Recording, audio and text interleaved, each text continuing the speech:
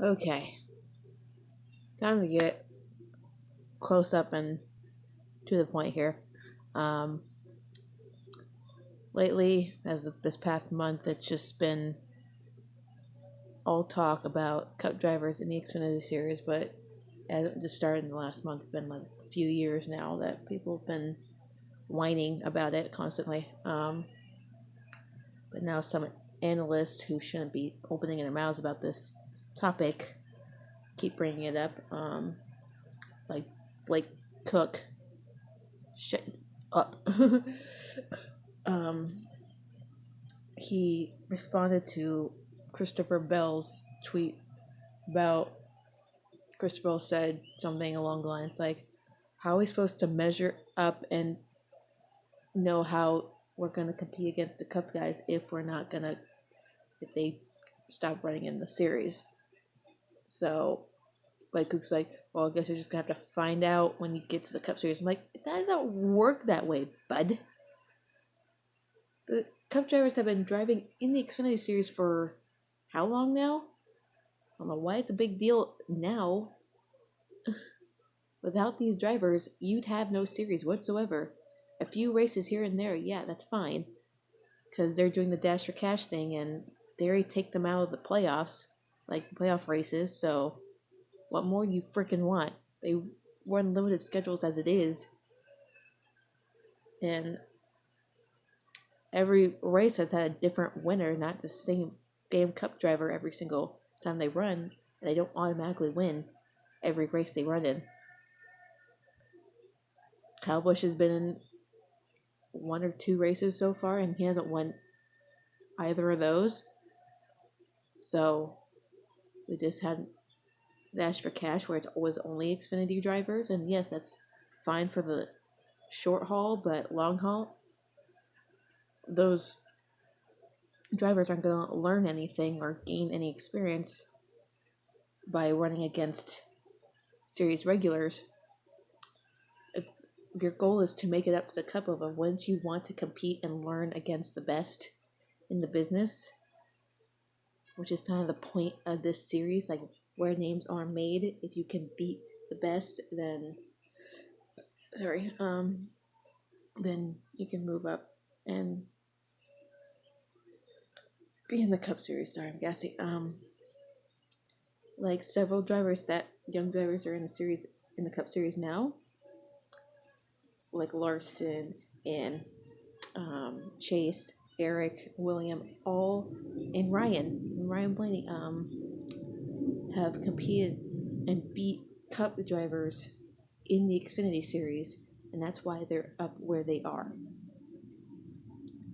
So all of them are winners, champions of the Xfinity Series. So William is a recent Xfinity champion. Chase is an Xfinity champion. Erica Jones is a Truck Series champion. Um, but either way, they're all champion or winners in one of the lower series. So my point is, what's the point taking them out of the series if they're not gonna learn or gain experience before they get to the top level? You can't just throw them into the wolves and be like, here you go, figure it out for yourselves. The point of the series is go out and beat the best, and then you'll be the best one day in the Cup Series. So, where I'm getting is, I just lost my train of thought. If you can't beat like an Xfinity driver, when they do beat a Cup driver, it means something to them, and that boosts their confidence a lot.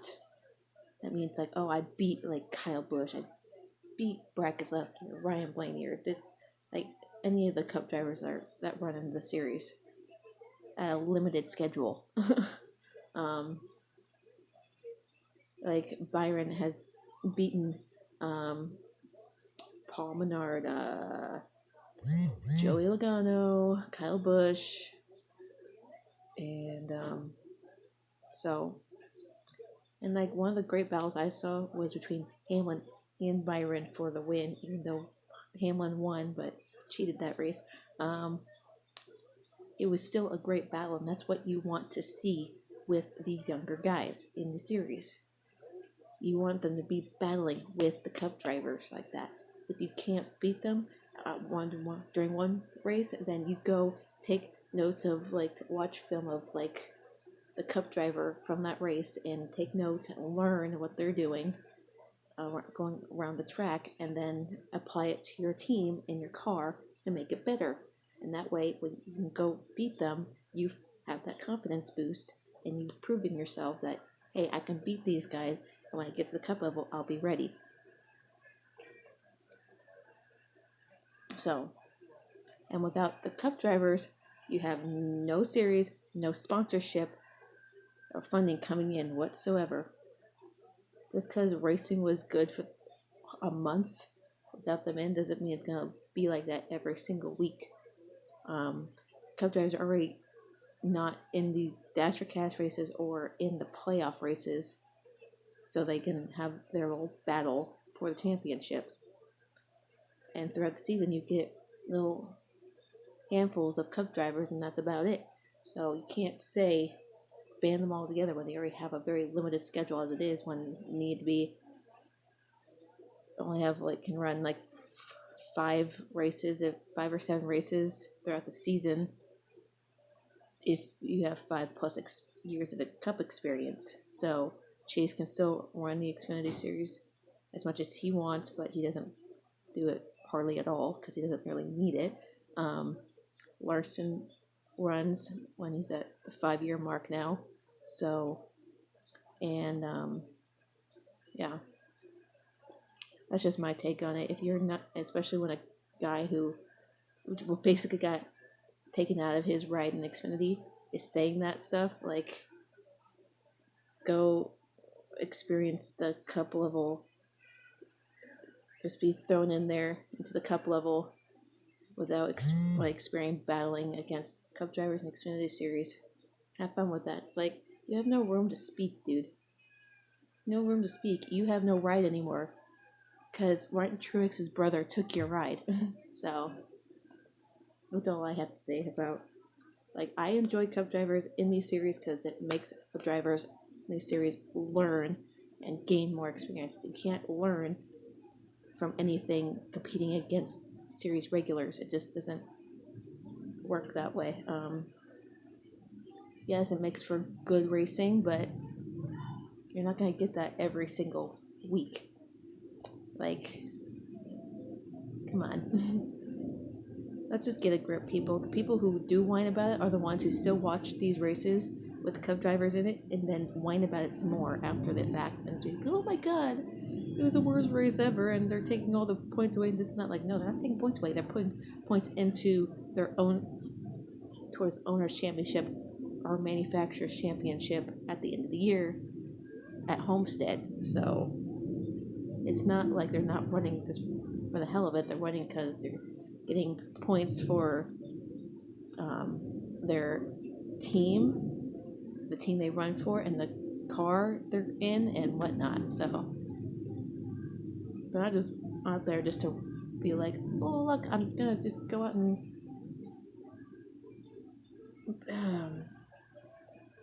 brag about how good I am because I'm in the Cup Series. It's just annoying that people just assume just when there's a Cup driver in the series and a race that they're just like, oh, I need to watch this race because they're gonna win automatically. I went to a baseball game. I brought this up before, but I'm gonna say it again. I went to a baseball game and a spring training game out here in Arizona while the Xfinity race was running, and Joey Logano was in the race, and he led most of that race, and I just saw on Twitter that he won the race, and I'm like, well, there's no need. I typed out no need for me to watch the race since I know who the winner is already. And someone took it as that I'm one of those people who defends Cup drivers in the series, but whine about Logano winning. I'm like, I didn't give a crap if Logano won. I really didn't. I just wasn't home to watch it. That's why I said what I said. Haters just have too much to say. And yeah, so I have no problem with the Cup drivers in the series or them dominating a race if it's a good race, then props to it. If it's not, then whatever. I'm not gonna bitch about it. So, and you shouldn't either. That's all I gotta say. So, we're going to Kansas this weekend. Track cars are track tomorrow. See how it goes. Not sure who's gonna have the advantage this weekend, but I know it's gonna be Fords yet again, or Toyotas. Hopefully, some of the Chevys will step their game up and get their acts together. We need a win or a strong top 5 finish so we can shut some of these haters up about Chevy's not finishing in the top 5 or whatnot. So yeah, Hendrick's pretty good at Kansas. They have 6 wins total at that track, and over 1,000 something laps led. So Chase has 2 top 10s and top 5 at that track. So he's only had 2 bad races there. There. I can't. So I expect at least a top 10 finish out of him, since considering we didn't get a top 10 last week like we should have, but we'll rebound and get some more stage points, and hopefully we can pull off either a win or just a top 5, top 10, which it'll be a win for me that way. So, anyways, I hope everyone's having a good day. I will review the whole weekend probably by Sunday night, because Saturday it's gonna be, we're doing a early Mother's Day barbecue, celebrating Mother's Day early, and I'll watch the Cup race, and Sunday night it's my last free night of being able to film anything, because Monday night I start my new job, so I'll be working from 5:30 to 10:30. Yep, I'm doing the closing shift on my first day, so we'll see how it goes. And I'll try to keep up with these review videos, or just rant, I should say. Other than that, hope everyone has a good night.